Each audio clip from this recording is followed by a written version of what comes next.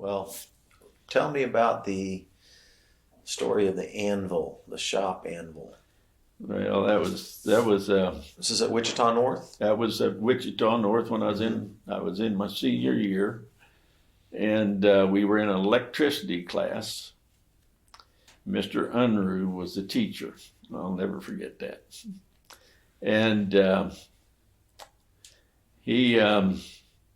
there was a Venetian blind. We had windows all down one side with a lab top on top of it. That it wasn't like a lab for cutting up animals or anything like that. It was just for having motors on it and everything that had to do with electricity. And there was it was a Venetian blind that must have been at least 20 feet long. And it had a rope on it down at the end where you pull it up and down, and that thing was so long. And we used to always open the windows. We had these kind of windows that you had a handle on it, and you jerk like this, and then the window would pull in like this and be at an angle, and then that'd be the opening part. The other window was here. And we ended up, there was an anvil sitting down there. I don't know, about 10-pound anvil or something like that. And we used to throw that rope out that window, and we always wondered, there were several of us involved in this, but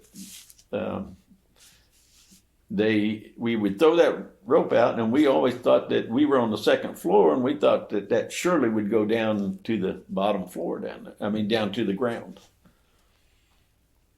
And one day we were all sitting down there and everything else, and they said, "Well, what do you think?" And I said, "Well, I'm betting it does." And so I just tied the line on there and Tied the line on where? The cord to the Venetian blind onto the anvil, and I took it up. One of these heavy shop anvil things. Well, it was about a 10-pound anvil where you got pointed end on one end and the blunt end on the other end, and we tied that line on there and we threw it out the window, and it didn't make it all the way. Well, it made it to the ground, but it tore the blind all up. It just ripped that thing, and slats flew everywhere and everything. And Mr. Unruh just about fell apart, and he was screaming and hollering, and the bell went off to go out of class to the next class, and so we all jumped up, and he said, "Everybody sit down."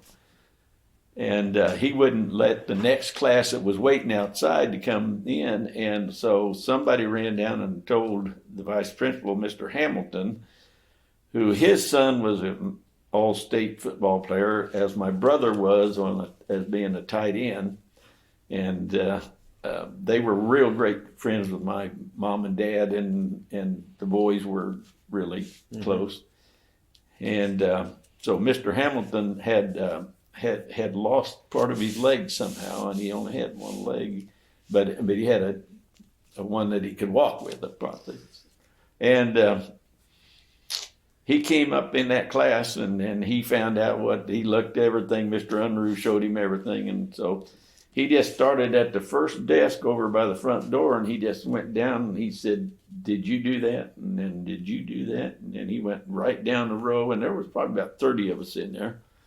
And I was the second chair on the last row over by the windows. That's how come I was the closest one to throw that thing out. And he got down there and he looked at me and he said, "Richard, and he just pointed at me like that, and he said, "Come with me."